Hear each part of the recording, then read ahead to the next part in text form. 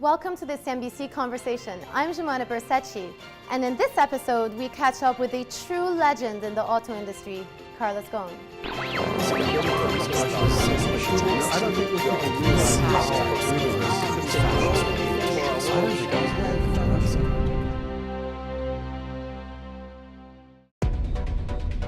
Carlos Ghosn has been in the auto sector his entire career, but it was his radical overhaul of two struggling companies, Renault in France and Nissan in Japan, that propelled him to the ranks of one of the most effective executives in business history.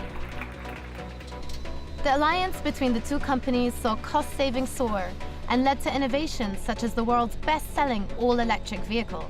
Then, in 2016, another struggling automaker caught Carlos Ghosn's eye.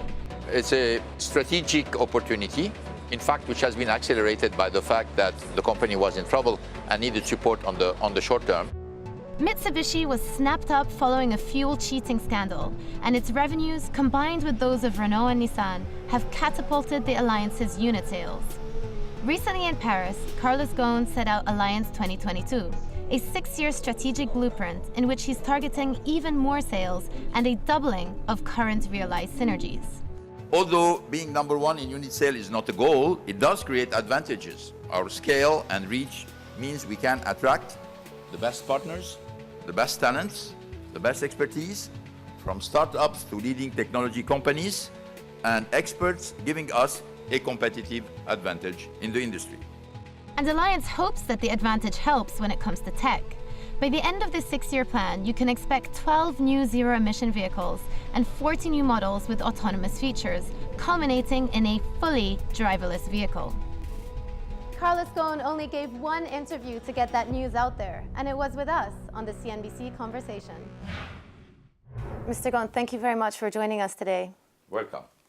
So you've recently just unveiled your 6-year plan, so rather like a vision and a framework for the future. Can you talk me through some of the main points of that vision? Yeah, we unveiled the midterm plan of the Alliance, which is called Alliance 2022. And a lot of things are common.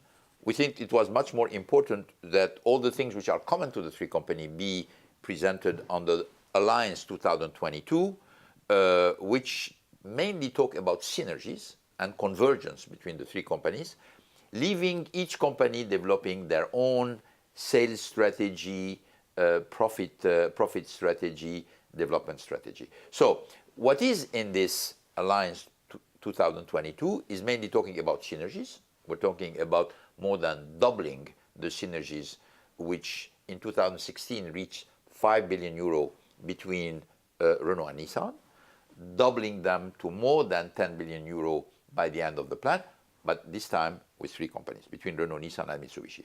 And we explain how we're going to double these synergies. Obviously, part of this increase will come from the growth of each company, which means the area where we are already cooperating, developing synergies are going to grow because of the growth of the companies.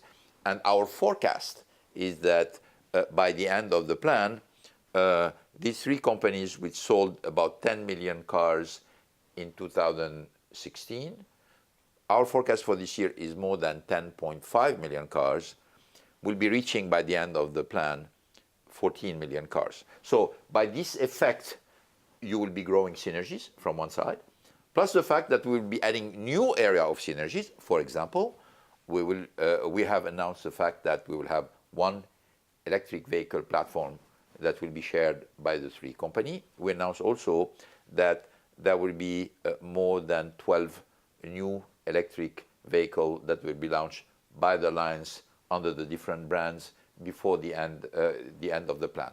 We also announced the fact that on all the technology coming in terms of autonomous cars, in terms of connected cars, the work will be done in common between the three companies. So there will be one technological development, technological bricks, and each company will be using these bricks in function of their own strategy.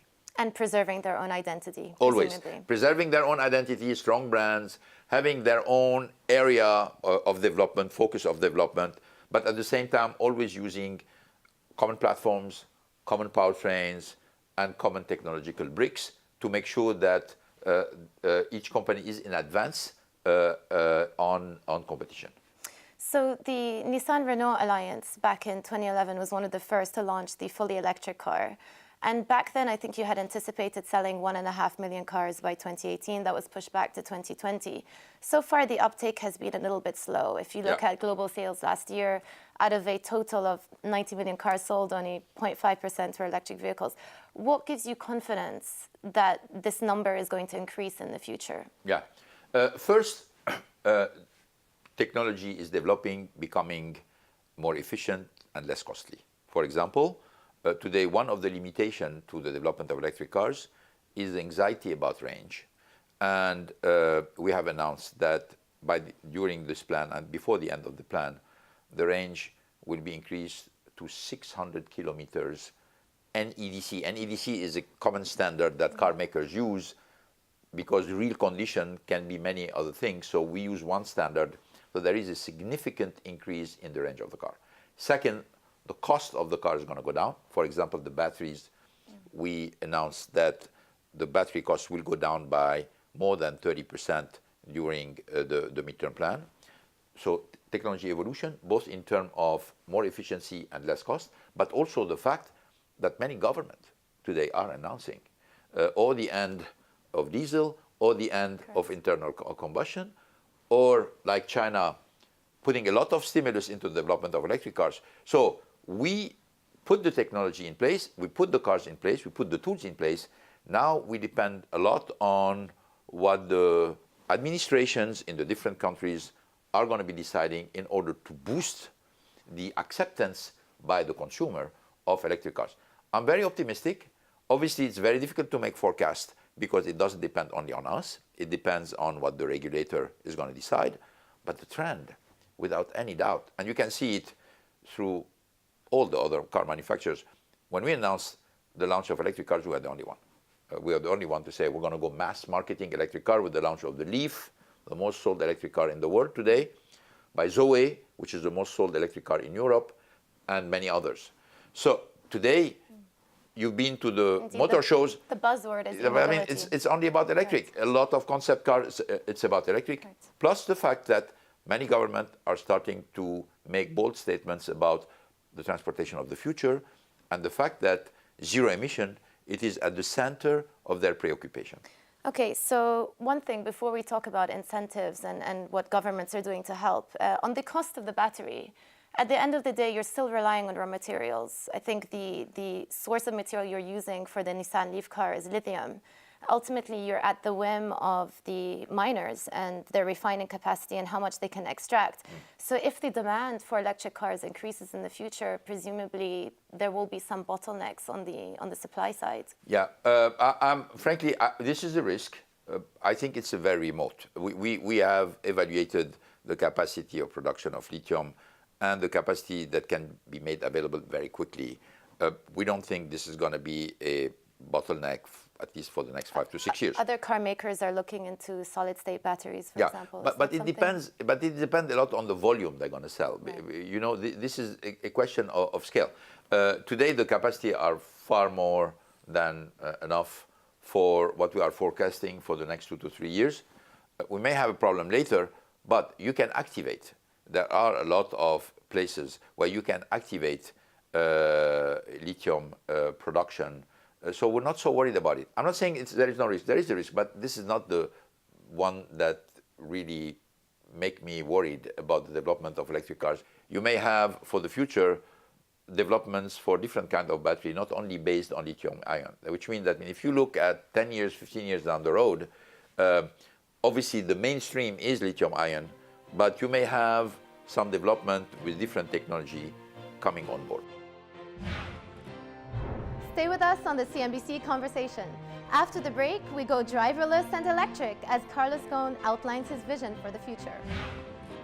We will continue in a very traditional way, but at the same time, we're going to need to develop technology and mobility services.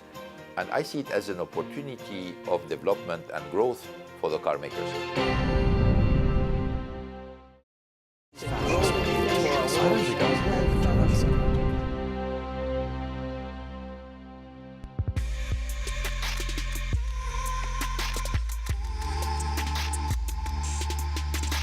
the world's best-selling all-electric vehicle, and the 2018 reboot of the Nissan Leaf was announced at the Frankfurt Auto Show. It's been 10 years since the electric vehicle was released, and this latest iteration can travel 241 kilometers between charges and can be driven by just one pedal, a so-called e-pedal, for both accelerating and braking. You can expect more electric vehicles from the Renault-Nissan-Mitsubishi alliance. In fact, 12 new models are due to be released by 2022. The Leaf, though, with a starting price at under $30,000, looks like it will retain its mass consumer appeal going forward. So let's talk a little bit about incentives. Jefferies Bank estimated that Nissan, for the month of August in US, had an average of $4,000 more worth of incentives than its competitors. Is that, well, A, is that sustainable in the long run? And B, doesn't that eat into your profit margin at the end of the day? Well, in terms of incentive in general, it's obvious that when the market stabilizes and the market starts to decline, there is a tendency always for car manufacturers to become more competitive. I don't think this is sustainable for any car manufacturer. And the limit of this is the profitability of each company. So I don't think we can take 1 month and extrapolate for what's going to happen in the future. Usually it never happens like this.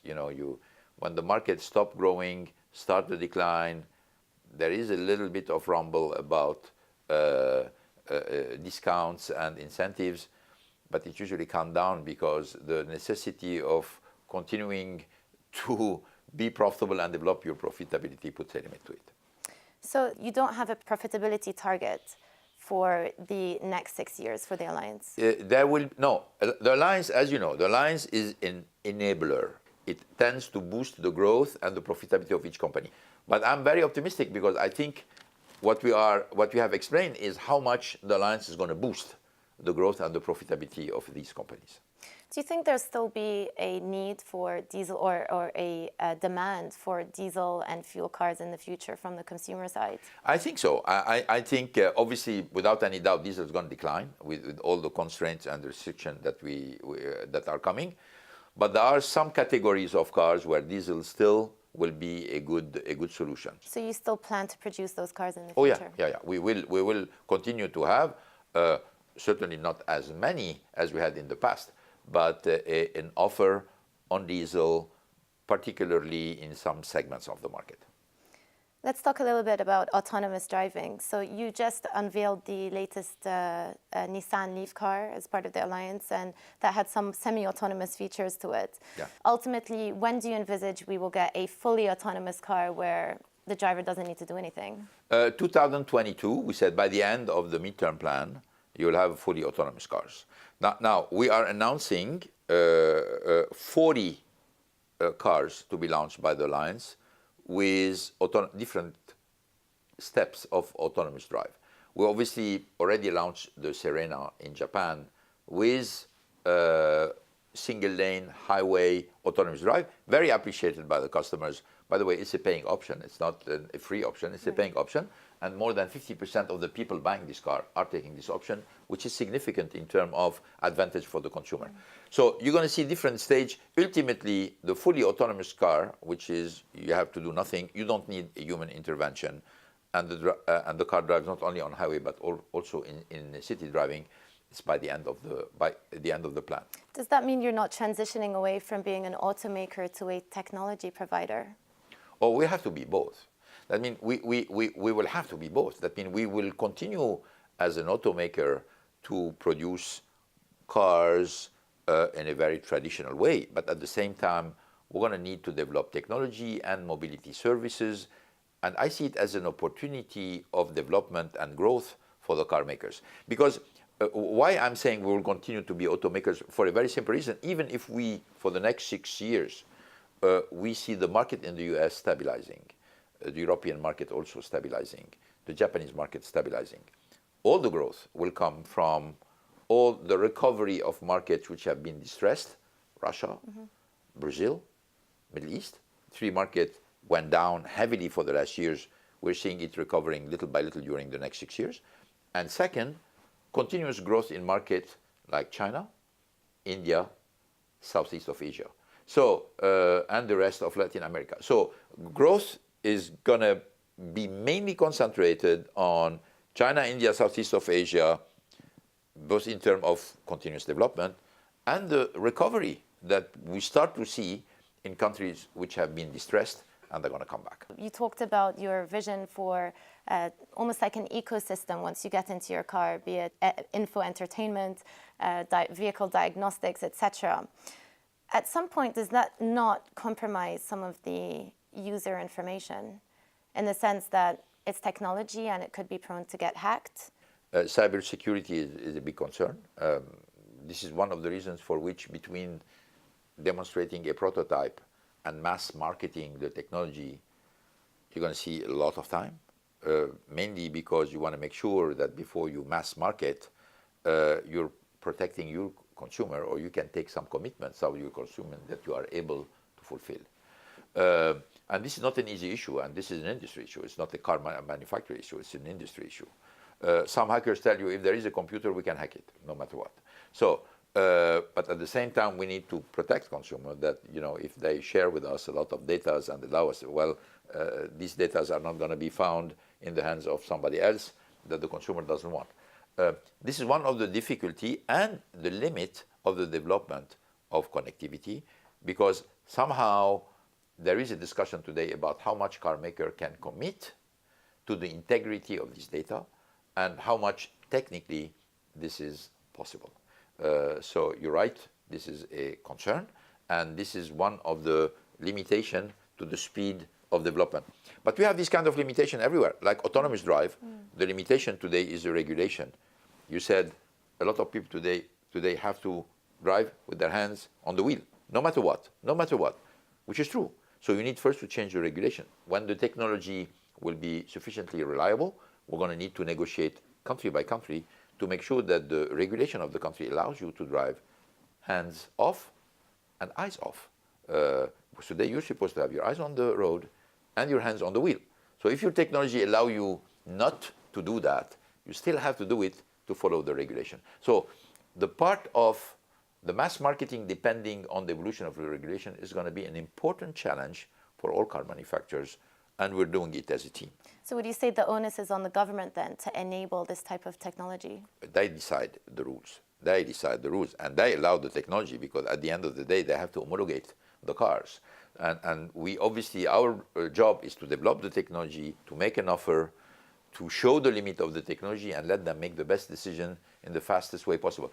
So another part of your vision was the release of a robo-taxi. Yeah. Can you talk me through that a little bit? Yeah, well, the robo-taxi are mainly for commercial use. Okay. That means companies like Uber, company of delivery, every kind of delivery are very interested with robo-taxi because there is no more driver, which obviously has an advantage for them for two reasons.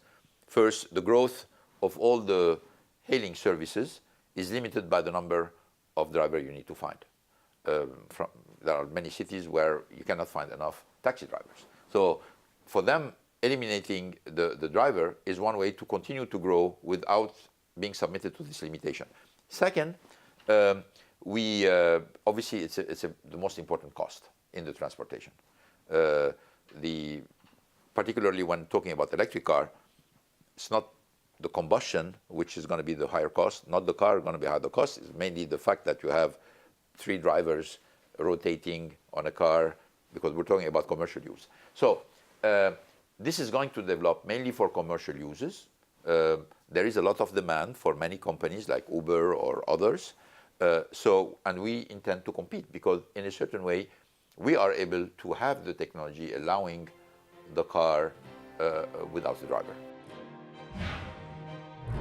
Carlos Ghosn still clearly in the driving seat when it comes to his business. So where is he steering the alliance next? Stay tuned to find out. Canada, US, and Mexico will continue to evolve around what it is today. Most of the growth will come from China.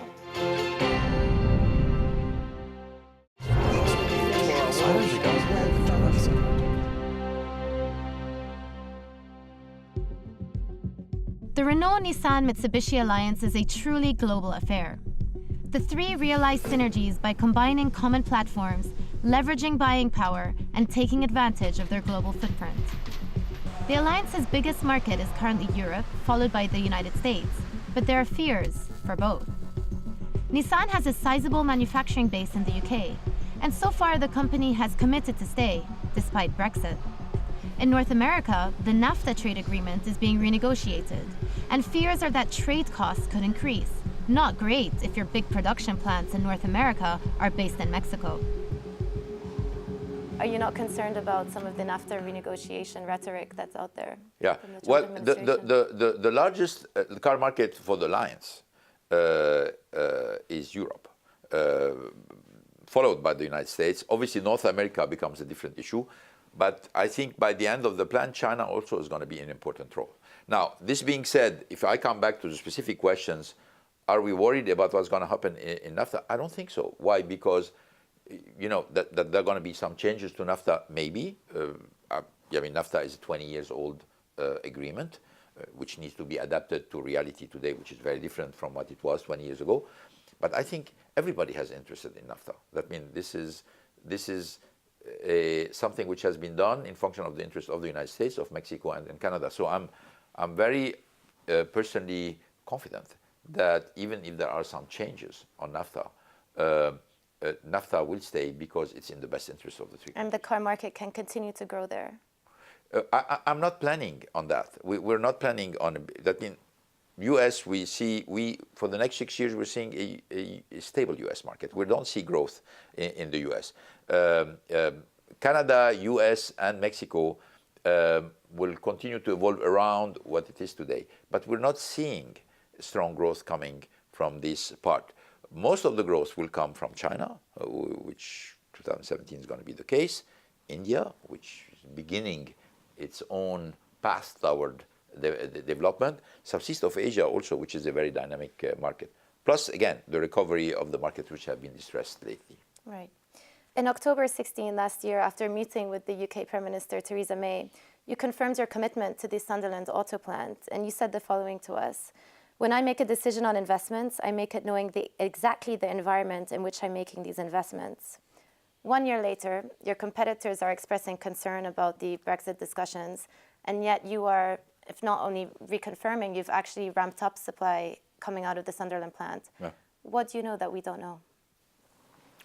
Oh, I mean, I'm not sure I know more than what you know, but what I'm certain is the fact that until we know exactly what Brexit means, which nobody knows exactly what it means today, it's very difficult to make a decision in the dark.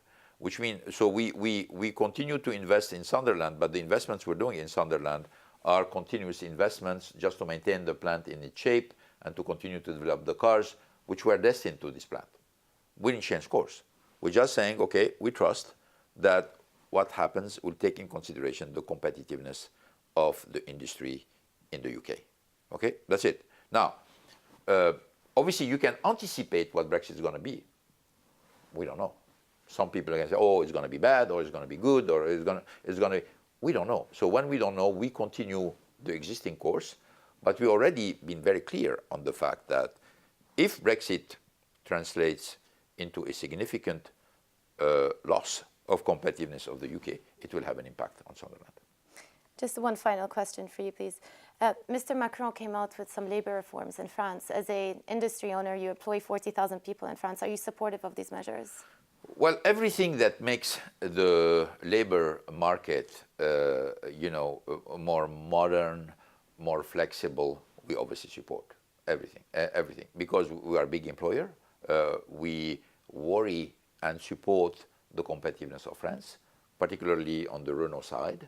As a French company, we are conscious of the importance of the efforts which are necessary, and we welcome all the reforms that will make the work environment in France more competitive. Back in 2015, Macron was the economy minister when the government increased their stake in Renault. Do you have any confidence that they may be looking to reduce the stake? Well, they promised they will do it, so there is no reason to doubt this promise. Obviously, they said that they want to do it at the moment where the market is more favorable, which I understand. So yes, I have no doubt on the fact that they will do it because they said so. Mr. Ghosn, thank you very much for your time. Thank you. It's been a pleasure talking to you. Thank you.